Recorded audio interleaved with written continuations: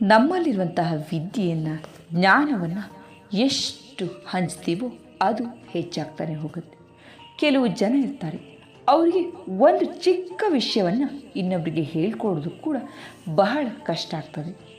ಆದರೆ ಒಮ್ಮೆ ಯೋಚನೆ ಮಾಡಿ, ಈ ಜ್ಞಾನ ಅನ್ನೋದು ಹಣದ ರೀತಿಯಲ್ಲ. ಹಣ ಖರ್ಚು ಮಾಡಿದಷ್ಟು ಖಾಲಿ ಆಗ್ಬೋದು. ಅದೇ ವಿದ್ಯೆ ನಾವೆಷ್ಟು ಖರ್ಚು ಮಾಡ್ತೀವೋ ಅಷ್ಟು ಹೆಚ್ಚಾಗ್ತಾ ಹೋಗುತ್ತೆ. ಇವತ್ತೊಂದು ಸುಂದರವಾದ ಈ ವಿಷಯಕ್ಕೆ ಸಂಬಂಧಪಟ್ಟ ಕಥೆಯನ್ನು ತಂದಿದ್ದೀನಿ.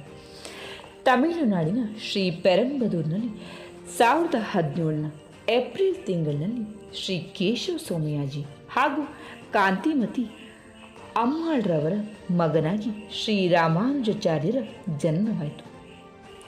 ಮಗುವಿನ ಮುಖದ ಮೇಲಿನ ಕಾಂತಿಯನ್ನು ನೋಡಿ ಇದು ಲಕ್ಷ್ಮಣನ ಅವತಾರವೆಂದುಕೊಂಡು ಇಳೆಯ ಪೆರಮಾಳ್ ಅಂತ ಹೆಸರಿಟ್ಟಂತೆ. ಶ್ರೀ ವೈಷ್ಣವ ಪರಂಪರೆಯಲ್ಲಿ ಯಾರು ಮೊದಲು ಆದಿಶೇಷನಾಗಿದ್ದರೂ ಅವರೇ ಮುಂದೆ ಲಕ್ಷ್ಮಣನಾಗಿ, ನಂತರ ಬಲರಾಮನಾಗಿ ಅವತರಿಸಿ ಮತ್ತೆ ರಾಮಾನುಜಾಚಾರ್ಯರಾಗಿ ಬಂದರೆಂಬ ನಂಬಿಕೆ ಇದೆ. ಪುಟ್ಟ ಬಾಲಕನಾಗಿದ್ದಾಗಲೇ ತಂದೆಯನ್ನು ಕಳೆದುಕೊಂಡು ಇಳೆಯ ಪೆರುಮಾಳ್ ತಾಯಿಯೊಂದಿಗೆ ಕಾಂಚೀಪುರಂನಲ್ಲಿದ್ದು ವೇದಾಂಗಗಳನ್ನು ಅಧ್ಯಯನ ಮಾಡಿದರು. 17ನೇ ವಯಸ್ಸಿಗೆ ಮದುವೆಯಾಯಿತು. ಅವರ ಸಾಂಸಾರಿಕ ಜೀವನ ಅಷ್ಟೊಂದು ಮಧುರವಾಗಿರಲಿಲ್ಲ. ಇವರ ಆಧ್ಯಾತ್ಮಿಕ ಸಾಧನೆಯನ್ನು ಅರಿತು ಗೌರವಿಸುವ ಚೈತನ್ಯ ಇವರ ಹೆಂಡತಿಗಿರಲಿಲ್ಲ. ಶ್ರೀರಂಗಂಗಂನಲ್ಲಿ ಹಿರಿಯ ಸನ್ಯಾಸಿಗಳಿಗೆ ಈ ತರುಣನು ತಮ್ಮ ಉತ್ತರಾಧಿಕಾರಿಯಾಗಬೇಕು ಅನ್ನೋ ಅಪೇಕ್ಷೆ ಇತ್ತು. ಇವರಿಗೆ ಬರಲಿಕ್ಕೆ ಹೇಳಿ ಕಳಿಸೋದು. ಗೃಹಸ್ಥಾಶ್ರಮದಲ್ಲಿದ್ದಾಗ ನಿಜವಾದ ಆಧ್ಯಾತ್ಮಿಕ ಸಾಧನೆ ಮಾಡೋದು ಕಷ್ಟವಂತ ಅರಿತು ತಮ್ಮ ಹೆಂಡತಿಯನ್ನು ತವರು ಮನೆಗೆ ಕಳುಹಿಸಿ ಸನ್ಯಾಸವನ್ನು ಸ್ವೀಕರಿಸೋದು. ಆಗ ಅವರಿಗೆ ನೀಡಿದ ಅಭಿದಾನ ರಾಮಾನುಜಾಚಾರ್ಯ. ಅವರು ಸನ್ಯಾಸಿಗಳಲ್ಲಿ ರಾಜನಾದವರು ಅಂತ ಅವರನ್ನು ಯತಿರಾಜ ರಾಮಾನುಜಾಚಾರ್ಯ ಅಂತ ಜನಪ್ರೀತಿ ಗೌರವಗಳಿಂದ ಕರೆದು. ಶ್ರೀರಂಗಂನಲ್ಲಿಯ ಗುರುಪೀಠ ಖಾಲಿಯಾಗಿತ್ತು. ಅದನ್ನು ಏರುವಂತೆ ಶ್ರೀರಾಮಾನುಜಾಚಾರ್ಯರ ಮೇಲೆ ಒತ್ತಾಯವೂ ಬಂದಿತ್ತು.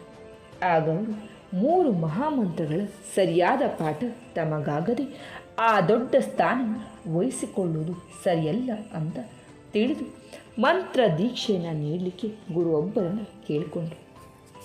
ಆ ಗುರುಗಳು ಆಚಾರ್ಯರಿಗೆ ಒಂದು ಸುಮುಹೂರ್ತದಲ್ಲಿ ಏಕಾಂಗಿಯಾಗಿ ಬರಲಿಕ್ಕೆ ಹೇಳಿದರು. ಅವರಿಗೆ ಇನ್ನೊಂದು ವಿಷಯವನ್ನು ಸ್ಪಷ್ಟಪಡಿಸಿದ್ರು. ಈ ಮಹಾಮಂತ್ರಗಳು ಬಹಳ ಪ್ರಭಾವಿಯಾದವು, ಮಾತ್ರವಲ್ಲ ಪವಿತ್ರವೂ ಕೂಡ. ಮಂತ್ರ ದೀಕ್ಷೆಯಾದ ಮೇಲೆ ಅವುಗಳನ್ನು ಯಾರ ಮುಂದೆಯೂ ಹೇಳಬಾರದು. ಅವುಗಳ ಗೌಪ್ಯತೆಯನ್ನು ಕಾಪಾಡದೆ ಹೋದರೆ ನರಕ ಪ್ರಾಪ್ತಿಯಾಗ್ತದೆ. ಆಚಾರ್ಯರು ಗುರುಗಳಿಂದ ಮಂತ್ರ ದೀಕ್ಷೆಯನ್ನು ಪಡೆದರು.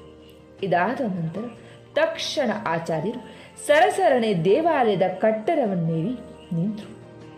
ದೇವಸ್ಥಾನದ ಹೊರಗೆ ಸಹಸ್ರಾರು ಜನ ಅವರ ಶಿಷ್ಯಂದಿರು ಆಚಾರ್ಯರ ದರ್ಶನಕ್ಕಾಗಿ, ಅವರ ಮಾತಿಗಾಗಿ ಕಾಯ್ತಾ ಇದ್ದರು. ಆಚಾರ್ಯರು ಮಾಡಿದ್ದೇನು ಗೊತ್ತಾ? ಅದೇ ತಾನೇ ತಾವು ಪಡೆದಿದ್ದ ಮಂತ್ರಗಳನ್ನು ನೆರೆದಿದ್ದ ಜನರಿಗೆ ಉಪದೇಶಿಸಿ ಅವುಗಳ ಅರ್ಥವನ್ನು ತಿಳಿಸಿದರು. ಕೆಳಗೆ ಬಂದಾಗ ಗುರುಗಳು ಕೋಪದಿಂದ ಕುದಿತಾ ಇದ್ದರು. ಆಗ ತಾನು ಈ ಮಂತ್ರಗಳನ್ನು ಯಾರಿಗೂ ಹೇಳದಂತೆ ತಿಳಿಸಿದ್ರು. ಆದರೆ ಗುರುಗಳ ಮಾತನ್ನು ಮೀರಿ ಸಾವಿರಾರು ಜನರಿಗೆ ಅದನ್ನು ಸಾರಿಬಿಟ್ರು. ಅವರ ಕೋಪಕ್ಕೆ ಇವೇ ಕಾರಣ ಆಗಿತ್ತು. ಯಾಕೆ ಹೀಗೆ ಮಾಡಿದ್ರಿ ಅಂತ ಕೇಳಿದಾಗ ಆಚಾರ್ಯರು ಈ ಮಂತ್ರಗಳನ್ನು ಅರ್ಥೈಸಿಕೊಂಡ್ರೆ ಏನಾಗ್ತದೆ ಅಂತ ಮರುಪ್ರಶ್ನೆ ಮಾಡಿದರು. ಗುರುಗಳು ಮಂತ್ರಗಳನ್ನು ತಿಳಿದ್ರೆ ಸ್ವರ್ಗ ಸಿಗ್ತದೆ ಅಂದರು.